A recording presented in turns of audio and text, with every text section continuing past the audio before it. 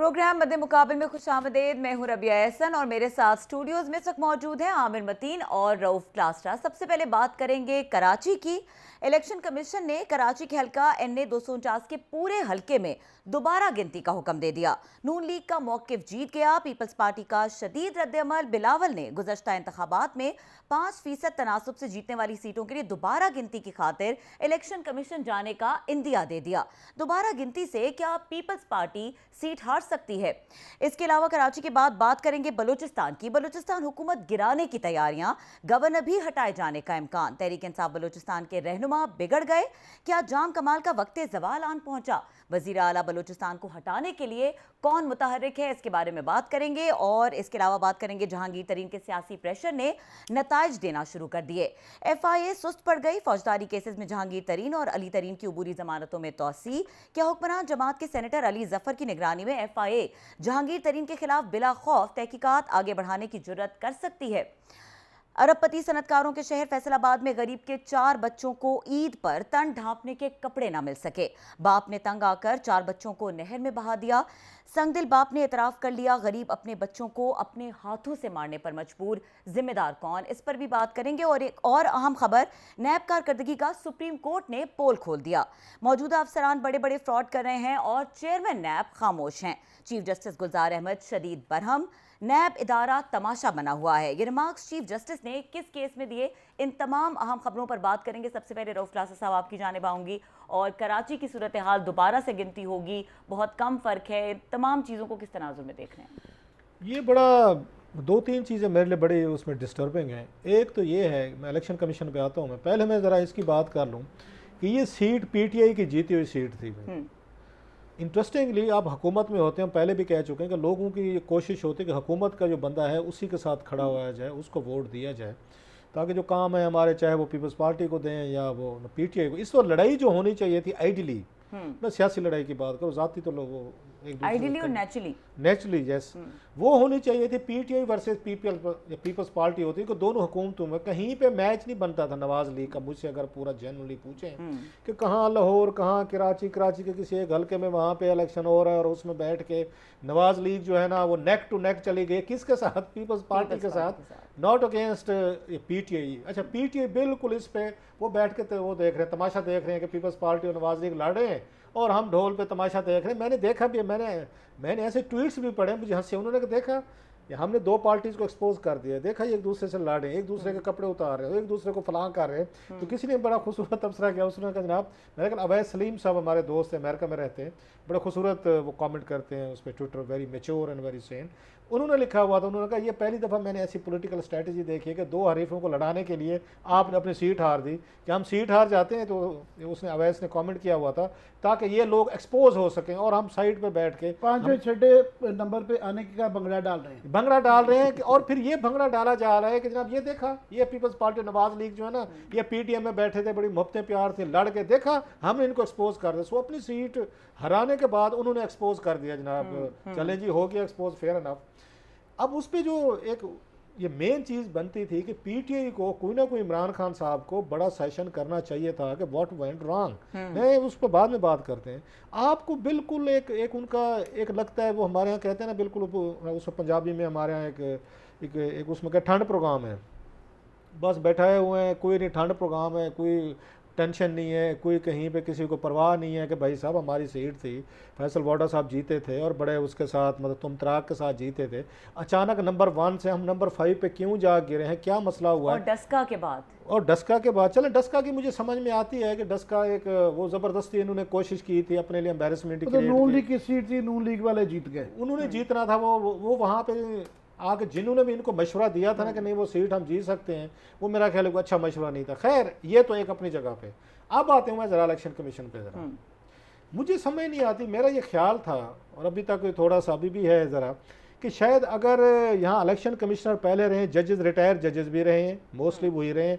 हम ये समझते थे कि एक जो अच्छा जज होता है वो ज़रूरी नहीं होता अच्छा एडमिनिस्ट्रेटर भी हो, और इलेक्शन कमीशन को चलाने के लिए अच्छा एडमिनिस्ट्रेटर चाहिए, आपको कोई वो नहीं चाहिए एक पावरफुल अच्छा तगड़ा सा। इंडिया में भी हमने देखा एक आए वहाँ पे, उन्होंने बैठ के उसको ठीक कर दिया था, वो कोई जज भी नहीं थे, उन्होंने इंडिया का, उन्होंने जो उनका इलेक्शन कमीशन था ठीक हो गया। सो जब पहली दफ़ा सुल्तान सिकंदर राजा साहब लगे तो बहुत सारे लोगों ने क्वेश्चंस भी रेज किए। उनका ये ख्याल था कि पाकिस्तान में जज जो है ना वो शायद बड़ा ताकतवर होता है, वो पावरफुल होता है, वो किसी का दबाव नहीं लेता, ब्यूरोक्रेट्स जो है ना दबाव में आ जाते हैं और हमारे तरीक भी ये है, फेयर इनफ। अब उन्होंने आते हुए 2-4 दफ़ा स्टैंड लिए उन्होंने मुख्तलिफ स्पेशली डस्का पे, तो उसके बाद लोगों को ज़रा एक तवक्को पैदा हो गई थी कि जनाब कोई तगड़ा किस्म का एक आ गया, इलेक्शन कमिश्नर आ गया है एंड ही विल डिलीवर।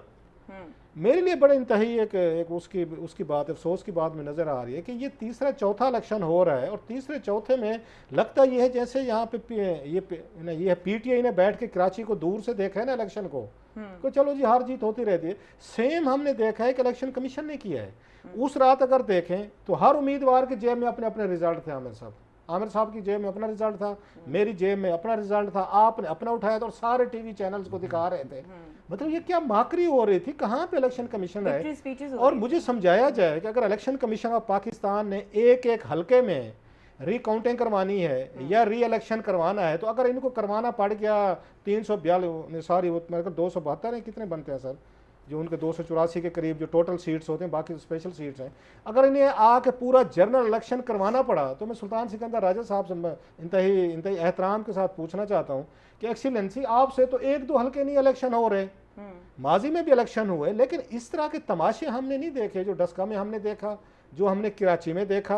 अच्छा, हमें रीजनिंग भी नहीं बताई जा रही कि काउंटिंग में मतलब ठीक है, एक उनका लीगल राइट है, कोई भी पार्टी जो है वो करवा सकती है, मतलब आ सकती है, मतलब उसको रिकाउंटिंग की एप्लीकेशन आप दे सकते हैं। अब सवाल ये है कि इलेक्शन कमीशन ऑफ पाकिस्तान कितनी तेज़ी से जल्दी से अपनी क्रेडिबिलिटी खो चुका है, इनकी काउंटिंग पर एतबार कोई नहीं कर रहा। यहाँ पर हर बंदे के पास आपको वो मिल गए हैं, वो आ चुके हैं, उसको लेटर मिल जाते हैं, उसके पास फॉर्म है, एक तो फॉर्म 47 है, ये 47 है सर, 45 और 47 45 वो है एक, वो इतना बड़ा कोई वो बन चुका है, मुकद्दस एक बन चुके हैं कि हर एक के पास है और कहते हैं ये देखें हमारे पास है, और हर एक के अपने अपने फिक्र है उस पर। मतलब इंटरेस्टिंगली जो मुझे समझ नहीं आ रही, इलेक्शन कमीशन ऑफ पाकिस्तान के बड़ी टोटली फेलियर्स हैं, ये उन्हें मानना पड़ेगा। और हम समझते थे एक अच्छा एडमिनिस्ट्रेटर लगेगा, वो अच्छे तरीके से चीज़ों को मैनेज करेगा, लाग वही रहा है कि सुल्तान सिकंदर राजा साहब के साथ मादरत के साथ वो वही बैक टू स्क्वायर वन वाली सिचुएशन है। पॉलिटिशियंस उनको हाईजैक कर लिया है, ब्यूरोक्रेसी को उन्होंने अगरचे उन्होंने यहाँ पे उन्होंने बड़े सख्त उन्होंने स्टेप्स लिए थे, लेकिन लास्टली हम में से किसी ने अब तक पूछा नहीं है इलेक्शन कमीशन ऑफ पाकिस्तान से कि आपने जनाब 4 मार्च को सॉरी 4 अप्रैल को आपने यहाँ पे इनाम गनी साहब और चीफ सेक्रेटरी जवाद रफ़ीक को बुलाना था, याद है आपको सर? आपने डीपीओ आरपीओ वहाँ डीसी कमिश्नर तो हटा दिए थे, आपने इनके खिलाफ क्या कार्रवाई की है? यहाँ पे ये जो थे ये आपके इनाम गनी साहब थे और जो चीफ सेक्रेटरी थे, इन्होंने 4 को बुला के चुपके से पेशी करके मामला हशप कर दिया गया सर। नोबडी नोज कि इनकी जो यहाँ पे हेयरिंग हुई थी, इनको बुलाया गया था, इनके खिलाफ क्या कार्रवाई हुई? मुझे बताएं गुजरांवाला के आरपीओ एमपीओ या उसका डीपीओ डीसीओ या कमिश्नर की उसकी क्या जरूरत है कि जनाब के वो इलेक्शन कमिश्नर का फोन ना उठाए? उनको हिदायत थी ना, उन्होंने दी थी ना, वहीं से उनको आईजी ने दी थी या चीफ सेक्रेटरी ने दी थी। तो मैं पूछना चाह रहा हूँ इलेक्शन कमिश्नर पाकिस्तान से कि एक्सीलेंसी आपने उनके खिलाफ क्या कार्रवाई की? डीपीओ के खिलाफ तो होगी, आरपीओ के खिलाफ भी होगी, रीजनल साहब को आपने उड़ा के रख दिया, मेरे जैसे उन्होंने ये भंगड़े भी डाले, तबले पे आपको संगत भी दी कि वाह वाह बड़े काम कर लिए। तो किधर है जनाब आपके एक्शन? ज़रा हमें बताया जाए, ज़रा ओपन किया जाए, ज़रा एक्सप्लेन किया जाए। सो मैं जो नंबर पहले दे चुका था ना उनको, सुल्तान सिकंदर राजा साहब को, मैंने अपने नंबर ज़रा कम कर लिए। मेरा वो फिर आमिर साहब कहेंगे दिल आपका फिर दुख किया है। जी जनाब, मेरा दिल वाकई दुख गया। आप जो नंबर दे रहे हैं ना उनको, मैं तो उसी पे हैरान हूँ। ये बहस नहीं है कि जज होना चाहिए या ब्यूरोक्रेट इसके ऊपर चाहिए, नहीं है। सबसे इम्पोर्टेंट ये है कि बंदा चंगा होना चाहिए पहले। बिल्कुल, मैं खुद आपके साथ इस आर्गूमेंट में रहा हूँ कि ये एडमिनिस्ट्रेटिव पोस्ट है, उसके बैकग्राउंड, मगर उसके साथ ये बड़ा ज़रूरी है कि बंदा फेयर होना चाहिए। और सुल्तान सिकंदर राजा साहब की जो माजी के अंदर जो पोस्टिंग रही हुई हैं एज पेट्रोलियम सेक्रेटरी, बहुत बड़े सवालात हैं। और मेरा तो ज़ाती ख्याल है वो लगे इसलिए हैं कि वो इम्यूनिटी मिल जाती है कि उसका एहतसाब ना हो सके। आज़ाद कश्मीर में चीफ सेक्रेटरी के ऊपर भी इनके ऊपर बड़े सवालात थे। आइंदा ये अभी डस्का में भी क्वेश्चन आ गए, यहाँ भी आ गए। काट रहा हूँ, just one comment, sorry to cut you sir, कि अब तक मैं कभी नहीं मिला, मेरी की मुलाकात सुल्तान सिकंदर राजा साहब से कोई मुलाकात नहीं आज तक, लेकिन अभी तक उन पे कोई फाइनेंशियल या इस तरह के हमने कोई डॉक्यूमेंटेड इस तरह की चीज़ें कभी आई भी नहीं। लिहाजा हम ये नहीं कह रहे कि वो खुदा ना खास्ता कोई, एटलीस्ट मैं जो कह रहा हूँ कि डिसऑनेस्ट हैं या कोई गलत प्रैक्टिसेस में या नहीं है। मैं ये कह रहा हूँ आपने पेट्रोलियम और इन चीजों को ज्यादा वो किया है। पेट्रोलियम का आप क्या तब कोई इनके खिलाफ कोई रिटर्न में या इस तरह की डॉक्यूमेंटेड चीजें मेरी आंख से तो नहीं गुजरी, कुछ अगर आपकी गुजरी हो। इंक्वायरी हुई नहीं है। ये जो सीएनजी की लेट करने वाला सिलसिला जो था वो ये जब पेट्रोलियम सेक्रेटरी थे उसी वक्त शुरू हुआ था, मगर इनसे अगले असद याउद्दीन साहब, वो भी पेट्रोलियम सेक्रेटरी जो भी आता है ना, ये पाकिस्तान की फाइनेंस सेक्रेटरी से भी ज़्यादा, फॉरेन सेक्रेटरी से भी ज़्यादा ताकतवर पोस्ट ये है, क्योंकि पाकिस्तान 1400 से 16 बिलियन डॉलर की ट्रेड सिर्फ इसमें होती है, सबसे ज़्यादा है, किसी और में इसमें नहीं है। और इतने वो ताकतवर सेक्रेटरी हो जाते हैं कि मौजूदा के खिलाफ इंक्वायरी भी हो गई है, किसी की जरूरत नहीं है असद याउद्दीन साहब को उठाएं। आज भी वो बैठे हुए हैं, कहने को उन्होंने मिनिस्टर तब्दील कर दिया है, नदीम बाबर साहब को घर पे भेज दिया, सेक्रेटरी साहब को किसी को जरूरत नहीं है, वो आ रहे हैं। ये माजी की भी किसी सेक्रेटरी की इंक्वायरी ही नहीं हुई, सवालात हैं, हम कई प्रोग्राम इस पर कर चुके हैं, पर बाद वो माजी की ट्रांजेक्शन। मैं डर रहा हूँ कि इनके होते हुए डस्का भी के ऊपर सवालात आ गए कि किस तरीके का इलेक्शन हुआ, कंट्रोवर्सी होगी, कराची में कंट्रोवर्सी होगी, आगे लोकल बॉडीज, ये नेशनल इलेक्शन होंगे, अब ये खुशाब में होने जा रहा है, अल्लाह खैर करे। तो मेरी पहला तो सवाल इनके ऊपर है। बाकी आपने इलेक्शन कमीशन और साथ में इसका जो है पीटीआई का थोड़ा सा नक्शा खींचा है। मैं ज़रा आपकी तवज्जो जो है नून लीग पे मबजूल करवाना चाहता हूँ कि नून लीग का भी गौर करें। वैसे पिछले इलेक्शन में क्या साहब, वो जो आप कह रहे थे कि वहाँ नहीं थे, शहबाज शरीफ साहब 700 वोट से हारे थे, इस पर्टिकुलर कॉन्स्टिट्यूंसी में सिंध के अंदर नून लीग मौजूद थी, मगर उनके स्टांस देखे ना, वो उनको अब मुझे उनकी आजकल सियासत ही नहीं समझ आ रही। ऑफ कोर्स समझ आती है कि घूम फिर के एक ही मकसद है कि नवाज शरीफ इनको छोड़ दिए जाए, मुकदमा वापस कर लिए जाएँ, रामें माफ़ कर दी जाए, हमारे साथ डील मारी जाए, ये सियासत है। अदर दैन दैट वो जो क्या रहे हैं, उन्होंने कहा कि जनाब ये वहाँ पे हमें एतबार नहीं है इलेक्शन कमीशन के ऊपर, और ये रेंजर्स के हवाले सारी इसकी गिनती शिनती के मामला और जो सामान वहाँ पे पड़ा हुआ है, ये सारे जो वोटर्स लिस्ट और सारा कुछ है, ये उनके हवाले कर दिए जाए। अब इससे पहले ये कहते थे कि जनाब ये रेंजर्स और ये बूटों वाले हैं जिनकी वजह से ये सारे इलेक्शनों में धांधलियाँ होती हैं और इनको ना निकाला जाए, इनका क्या काम है कि इनको इलेक्शन के काम में इन्वॉल्व किया जाए, ये नून लीग का स्टांस है। साथ में वो कहते हैं कि जनाब इस गवर्नमेंट ने नहीं रहना, हम उतार देंगे, नवंबर दिसंबर की डेटें दिए करते थे। अब मरियम बीबी कह रही हैं कि 2 साल तक रहना चाहिए इनको, ताकि लोगों को पता चले मज़ीद कि इनका क्या है। फिर वो सुबह कुछ कहते हैं, शाम को कुछ कहते हैं, कभी पीडीएम में होते हैं, कभी पीडीएम से अब टूट भी गई है।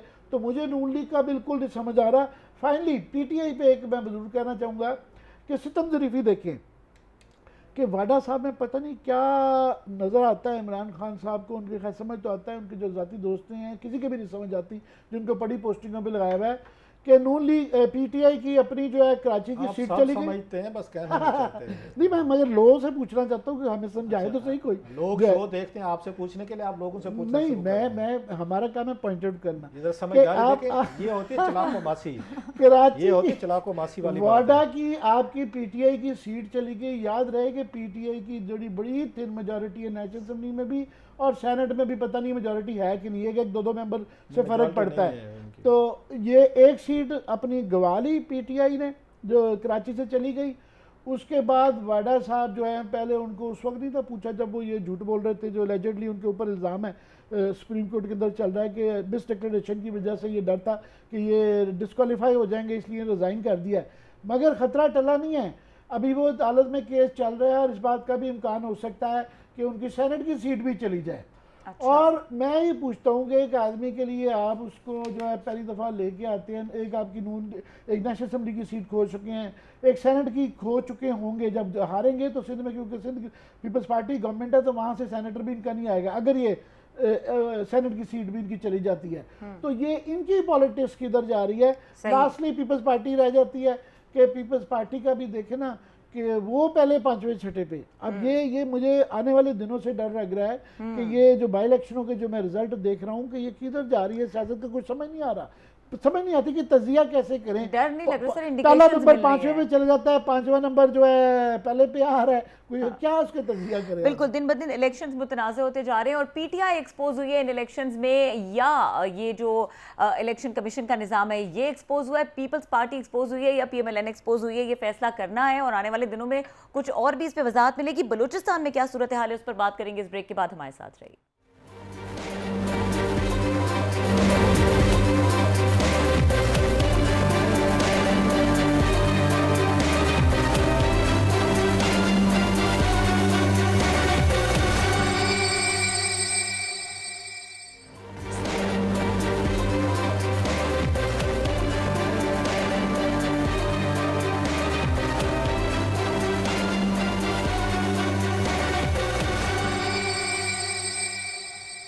मध्य मुकाबिल में एक बार फिर खुशामदीद और अब बात करेंगे बलूचिस्तान की सूरत हाल पे। बलूचिस्तान की क्या सूरत हाल है? गवर्नर को हटाने के इम्कानात जाहिर किए जा रहे हैं और सूरत हाल कशीदा है किसी हद तक सियासी तौर पर। बताइएगा आमिर मतीन साहब, किस तरह से देख रहे हैं इस सारी सिचुएशन को? बात यह कि हमारा सारा सियासी फोकस जो है ना वो इस्लामाबाद, लाहौर, पेशावर, चीनी, जहांगीर तरीन ये यहाँ पे रहता है और बलूचिस्तान हमारे नज़रों से जनरली ओझल रहता है और हमारे काफ़ी सारे साफ़ी भाइयों का कहीं तो एक्सपोजर नहीं है, दूसरा काफ़ी सारे लोग के जी वहाँ से रेटिंग नहीं आती है, सिस्टम इस तरह का है। अच्छा। तो वो नज़रों से ओझल रहता है, मगर इसका ये मतलब नहीं है कि वहाँ पे एवरीथिंग इज़ हंकी डोरी और वहाँ पे अमन और मान और दूध और शहद की उस पे से नहरों में से पानी पी रहे हैं, दूध पी रहे हैं। हालात वहाँ पे ख़राब हो गए हैं और बलूचिस्तान का लोगों को भूल गया है कि वतीरा रहा हुआ है कि वहाँ पे सियासत क्या हो गई हुई है। पिछली जो गवर्नमेंट थी नून लीग की, उसमें पहले डॉक्टर मालिक साहब आए, फिर 2.5 साल बाद सनाउल अज़हरी साहब ने उनके ख़िलाफ़ कू किया और वो आ गए, फिर उनके ख़िलाफ़ कू हो गया तो कुद्दूस बजंजो साहब आ गए। अब वहाँ पे ये है कि कोई सियासी पार्टियाँ जो मेन स्ट्रीम की हैं वो नहीं रह गई हुई हैं बलूचिस्तान में। ना पीपल्स पार्टी एग्जिस्ट करती है, ना नून लीग एग्जिस्ट करती है, ना पीटीआई एग्जिस्ट करती है। इक्का दुक्का स्वीटे शहरों से ले लेते हैं मुश्किल से। बाकी एक भानमती का कुंबा है, वो उसके अंदर बड़े बड़े नवाब हैं, सरदार हैं, ठेकेदार हैं, बहुत ज़्यादा बिजनेसमैन हैं, बिल्डर्स जो हैं बहुत बड़े बड़े जो है ना वो वहाँ पे बैठे हुए हैं। वो आपस में खरीदो फरोख्त करते हैं, माल तोड़ के जो है ना एक गवर्नमेंट बना लेते हैं और हर 2-2.5 साल बाद ना उस कुंबे की आपस में लड़ाई हो जाती है, क्योंकि सियासत तो है नहीं है, मार धाड़ और अंडरस्टैंडिंग की इबादत ले लो दे लो। सेनेट के इलेक्शन में भी लोग हम इक्का दुक्का पे तो लड़ते हैं कि हो चेयरमैन पे हो गया, वहाँ से बंदे आ गए, जड़ पे कोई नहीं जाता कि जड़ का मसला क्या है। ये सियासत है और ये कोई आइन में तब्दीली से नहीं हुआ। सबको पता है कि जनाब एक बाप पार्टी बना दी गई भी है, वो जोड़ दी गई भी है। अब देखिए ना म्यांमार में उन्होंने 25% कोटा जो है ना पार्लियामेंट का उन्होंने इस्टेब्लिशमेंट की दे दिया कि ये तो हुआ आपका। तो ये सारा क्राइसिस चल रहा है। वो बेजी ऑनसी की कह रही है ना कि मैंने उन्होंने यही कहा था कि मैं ये कोटा ख़त्म करूँगी। ईरान में उन्होंने सुप्रीम काउंसिल बना दी कि ये ऊपर से जो है ना ये शुराए आला देखेगी हर चीज़ को। यहाँ पे आइन में तब्दीली नहीं हुई, मगर उन्होंने पूरा एक सूबा दे दिया कि ये एक बाप पार्टी है और किसी को कोई इतराज़ नहीं, ये इशू भी नहीं है। अब उसके प्रॉब्लम्स हैं वहाँ पे कि वो हर 2.5 साल बाद इंस्टेबिलिटी रहती है कि ग्रुप आती है। अब फॉर एग्जांपल वहाँ पे साले बुतानी साहब और ये जो लसबेला के अंदर जाम है, इनकी बड़ी पुरानी आपस में लड़ाई है, खानदानी लड़ाई है, लव हेट रिलेशनशिप है। तो बुतानी साहब ने इकट्ठे कर लिए हैं कुछ बंदे, वो क्लेम कर रहे हैं कि हमारे पास 25-26 बंदे हैं वहाँ पे, कलबन 33-34 के ऊपर वहाँ पे गवर्नमेंट बनती है बलूचिस्तान में। तो साथ में कुद्दूस बजंजो साहब, वो भी पिछली दफ़ा उनका भी फ्लूक लग गया था, वो 4-5 हज़ार वोटों से जीत गए थे और उसके बाद वो चीफ मिनिस्टर बन गए थे, वो भी खड़े भी हैं। फिर यार मोहम्मद रिन साहब कहने को पार्टी के मैं जो है पीटीआई के प्रेसिडेंट हैं, मगर बेख्तियार हैं। सो ये सारे ग्रुप जोर लगा रहे हैं चीफ मिनिस्टर साहब के खिलाफ। ये खबरें आती हैं कि जी कोई नो कॉन्फिडेंस मोशन पेश होने वाली है, वो डिनाई कर रहे हैं नहीं है, मगर ये निज़ाम चल रहा है। उसके साथ एकदम से दरमियान में एक और चीज़ आ गई कि गवर्नर साहब के खिलाफ एक दुर्फितरी छेड़ दी गई कि खबर आ गई कि प्राइम मिनिस्टर ने उनको कहा है कि जनाब आप रिज़ाइन करें। उसके बाद ये साबित आई सामने कि जनाब प्राइम मिनिस्टर साहब की ये इख्तियार ही नहीं है, अगर उनको रिमूव करना होता है या कुछ करना होता है तो ये सदर करता है। अच्छा। उसके बाद से पता करना शुरू किया, उसका स्टेटस नहीं पता कि क्या है और वो गालबन रुक गया है। मगर पता चला कि जी वहाँ पे गवर्नर साहब से भी काफ़ी सारे लोगों को मसले हैं। फॉर एग्ज़ाम्पल कासिम तूरी साहब पे ये इल्ज़ाम एक लग रहा है कि इन्होंने कासिम सूरी साहब जो हैं ये बरकतें हैं पीटीआई की कि इनका सियासत से कोई ताल्लुक नहीं। 2018 में पहली दफ़ा ये इलेक्शन जीते, उससे पहले इनकी वजह शोहरत ये थी कि ये कुत्तियों की लड़ाई के बहुत बड़े चैम्पियन हैं पूरे बलूचिस्तान में। अच्छा। अभी ये हाल ही में एक वीडियो चल रही थी जिसके अंदर बहुत बड़ी कुत्तों की एक लड़ाई हुई है, उसके अंदर ये बैठे हुए थे। अल्लाह लो एंड बिहोल्ड वो वहाँ से इलेक्शन जीत के आ जाते हैं, हमने सीधा ही उनको डिप्टी स्पीकर के ओहदा दे देते हैं, जिसकी वजह से रोज़ लड़ाई हो रही होती। उन्होंने शायद गवर्नर साहब को सिफारिश की कि जनाब ये एक साहब हैं जिनका नाम है ख़वातीन की वहाँ यूनिवर्सिटी है कोटा के अंदर, वहाँ पे बड़ा मशहूर केस हुआ था कि उनकी हरासमेंट हुई थी, वो एक शिकायत की गई थी। उस वक्त के चीफ मिनिस्टर साहब ने उनके ख़िलाफ़ इंक्वायरी की थी, वो इंक्वायरी चल रही है। ये उनकी सिफारिश कर रहे थे उनके बारे में, उन साहब के बारे में कासिम तुरी साहब पे इल्ज़ाम है कि इन्होंने वर्बली फ़ोन करके गवर्नर साहब से ये कहा कि इसका कुछ करें। उन्होंने कहा जनाब ये जिनसी रासगी का केस है, हरासमेंट का, वो ज़माने बदल गए हैं, मैं इसके करीब भी नहीं जा सकता। अच्छा। तो वो उसके बाद से सुना कि उनके खिलाफ ये वाला सिलसिला शुरू किया गया और बाकी भी लोगों को वहाँ पे माल पानी कहना है, परसेंटेजों पे बातें हो रही हैं। और चीफ मिनिस्टर ने भी 2 साल से उनको कोई डेवलपमेंट फंड जो गवर्नर की ग्रांट होती है वो भी नहीं दी है। अच्छा। तो मुख्तलिफ लोगों से शिकायत है।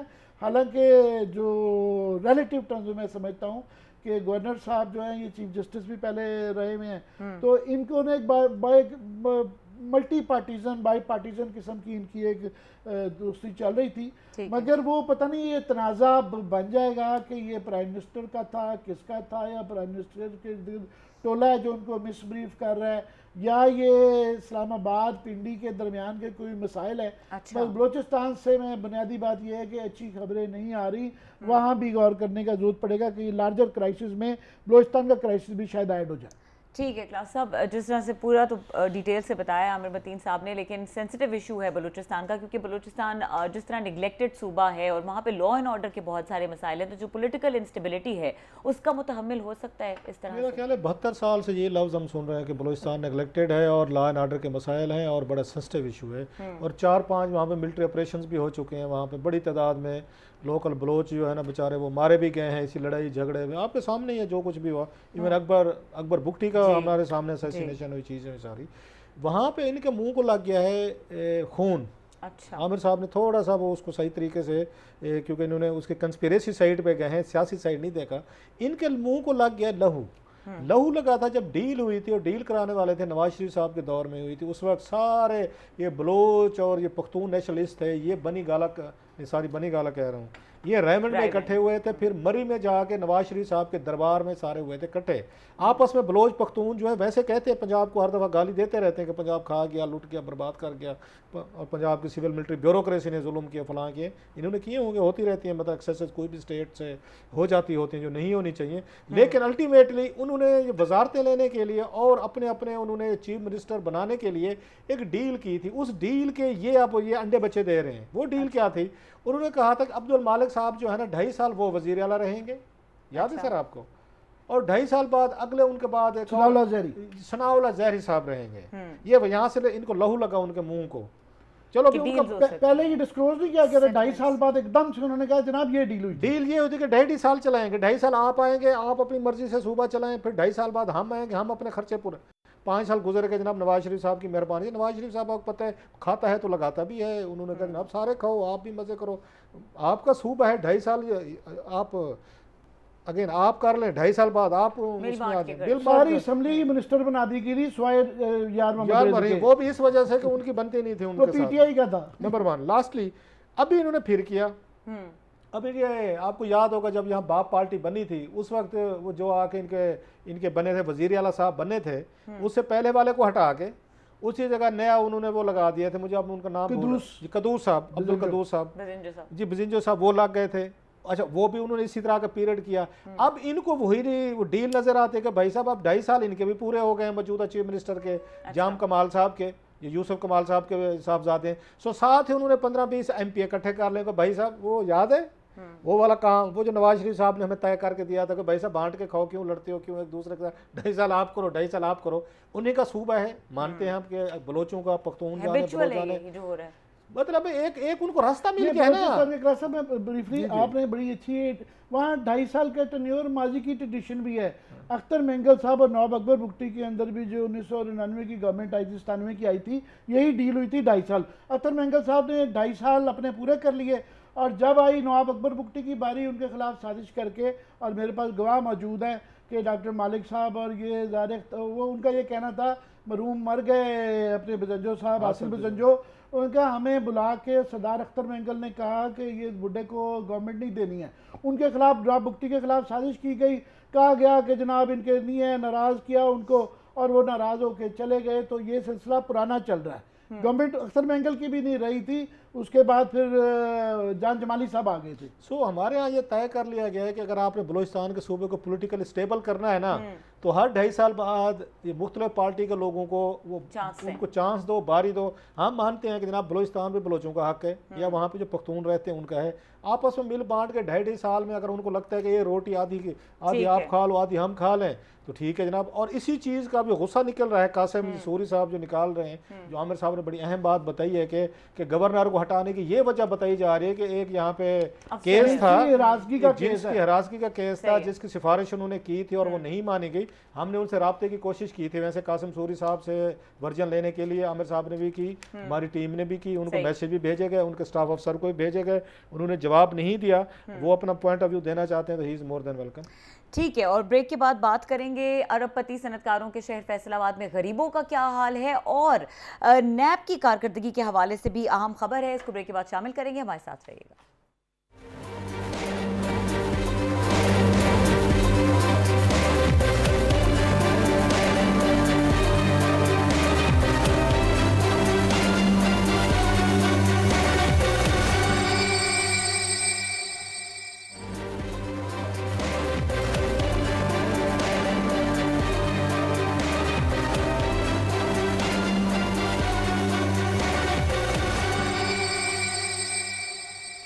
वेलकम बैक, और बात करेंगे फैसलाबाद की इंडस्ट्रीज़ का शहर इसे कहा जाता है, मेट्रोपॉलिटन सिटी। आमिर मतीन साहब, और ऐसे बड़े शहर में जहां पर सनतों का ये शहर है, रोज़गार की कमी होने का सवाल होना ही नहीं चाहिए, लेकिन जो हालात हैं, और ख़ास तौर पे जो एक बहुत ही अफसोसनाक खबर आज सामने आई कि एक बच्चे ने अपने 4 बच्चों को गुर्बत की वजह से नहर में फेंक दिया, इतराफ़ भी कर लिया इस बात का।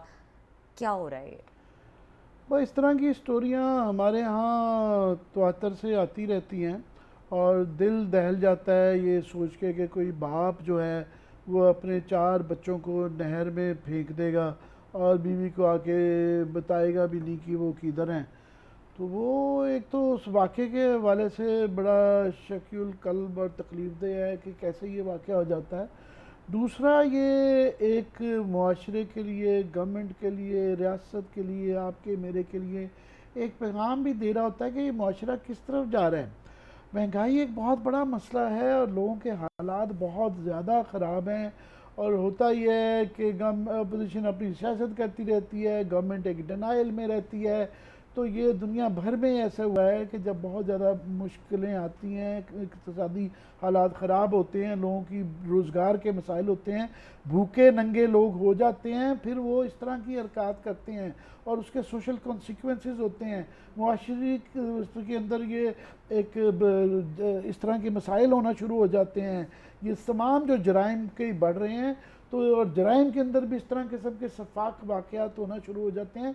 तो उसको लार्जर पर्सपेक्टिव में भी देखने की ज़रूरत है, गवर्नमेंट को भी देखने की ज़रूरत है, सारे आपको हमें सबको देखने की ज़रूरत है कि ये इस पे चलो गवर्नमेंटें नहीं कुछ कर रही, तो हम अपने ही फलाह के, अभी ये कोरोना का जिस तरह की तकलीफ दे रहती है कि इंडिया में उनके जो तमाम सेठ लोग हैं वो तमाम कंट्रीब्यूट कर रहे हैं। हमारा यहाँ का जो एक टोला है सेठों का, ये इतने शफाक हैं कि ये बिल्कुल चैरिटी में नहीं आते, ये कुछ नहीं आते, गवर्नमेंट तो और अपना रोल नहीं कई दफ़ा करती, ये लोग भी नहीं आते, ये बिल्कुल स्वाय इसके काटस बना के खून निचोड़ने पे आ जाते हैं।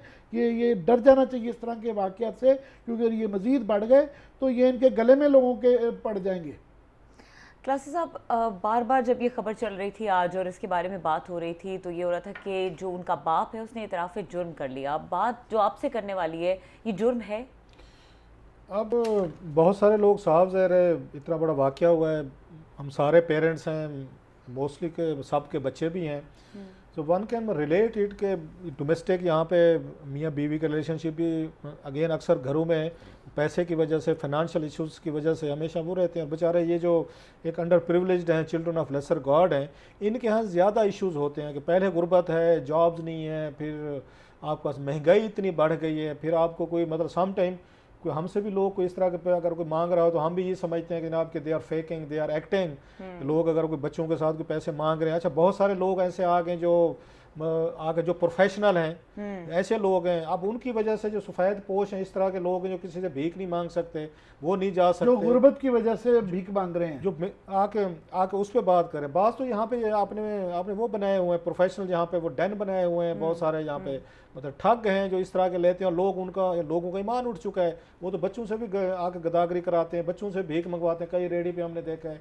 इस्लामाबाद में इवन बहुत बड़ा कल्चर बन चुका है जो यहाँ भिखारी और ये लोग जो हैं जिनको बहुत बड़ा पकड़ा गया और ज्यादा हो गए हैं, और अभी वो आते कुछ हैं, दिनों में। बाकायदा वैन्स हैं जिनके लिए डंपर रखे हुए हैं, बड़े बड़े ट्रक हैं, ट्रकों में ला के बच्चे औरतों को आते हैं और वो चौक में सवेरे उनको ड्रॉप करते हैं, और शाम को, आजकल वैसे रमज़ान का महीना है तो वो उनको लेकर जाते हैं। कई दफ़ा पुलिस जो है वो भी मिली हुई है उनके साथ। उसका नुकसान ये हो रहा है जो इस तरह के सफ़ेद पोश लोग हैं, अगर वो बेचारे बाहर निकले, को उनकी जो मदद मांग करना नहीं चाहिए, सकते। मांग नहीं सकते। अब ये केस उसी में से है। It's a heart breaking and very painful. कौन, मतलब मैं देख रहा था हमारे उसमें लिखी हुई थी, इसमें इंट्रो में हमारे उन्होंने ज़ाहिद बलोच साहब ने एक लफ्ज़ लिखा, संग दिल बाप।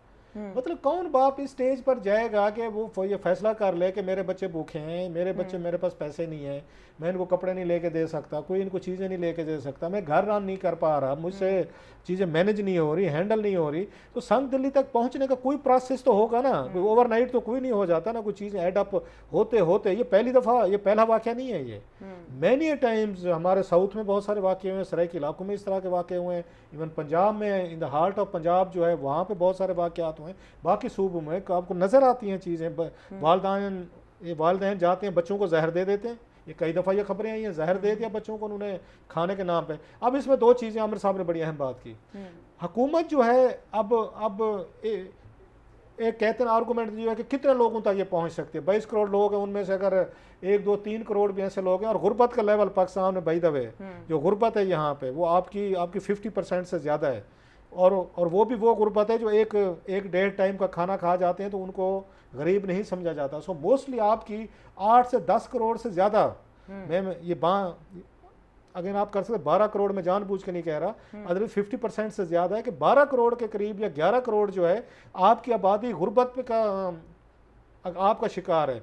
हमारा बिजनेसमैन जो है, हमारा इंडस्ट्रियलिस्ट जो है, हमारे बिग गन्स है, हमारे यहाँ पे मंशा है, हमारे यहाँ पे इकबाल जट अहमद है, हमारे यहाँ कराची के बड़े बड़े बिग सेठ हैं और लोग हैं। रमज़ान के महीने में हम देखते हैं चैरिटीज़ वगैरह कर रहे होते हैं, लेकिन क्या वो आके सोसाइटी में कंट्रीब्यूट करते हैं? इंडिया में हमें देख, अल्बानी जो है उन्होंने कितना यहाँ पे, इसी कोरोना के दिनों में देख लें, कहीं पे आपने देखा कोरोना के दिनों में कोई हमारे बिग बिजनेसमैन ने कुछ करने की कोशिश की? मजदूरों को टीका लगवा दें, उनको करवा दें, कोई इंजेक्शन लगवा दें उनको, कुछ उनके लिए वैक्सीन ले दें, कुछ उनके लिए राशन। उल्टा ये इमरान खान साहब से 2000 बिलियन रुपए से ज्यादा के फायदे लेके गए हैं ये सारे के सारे, उस वक्त जब इनको चाहिए था वो करेंगे। यूएनडीपी की रिपोर्ट इसी चीज पे आई, यही निशानदेही उन्होंने की थी कि पाकिस्तान में कार्टेल्स जो हैं ये 5-5, 7-7 ट्रिलियन रुपया खा जाते हैं, जो टोटल गवर्नमेंट डेवलपमेंट के प्रोग्राम है वो 600 अरब से ज्यादा के लिए हैं, जबकि 3000 अरब के करीब ये निकाल के पैसा ले जाते हैं। तो ये जब तक नहीं करेंगे, तो ये उन्होंने वार्निंग दी थी, यूएनडीपी की रिपोर्ट हमारे यहाँ डिस्कस नहीं हुई, उन्होंने कहा यही फिर सोशल प्रॉब्लम्स आपकी आएंगी। ठीक है, इस तरह के वाकयात वेकअप कॉल है पूरे माशरे के लिए, और ख़ास तौर पर उस मुखैर तबके के लिए जिनके पास इतना है कि वो अपने साथ जो रहने वाले इर्द गिर्द के लोग हैं उनका हाथ पकड़ सकें। और इस किस्म के वाकयात के बारे में बेहिसी होना, इसका मतलब ये है कि हम अंदर से मुर्दा हो चुके हैं। इस पर बात करेंगे मजीद भी। आज का प्रोग्राम देखने के लिए शुक्रिया। अल्लाह हाफिज़।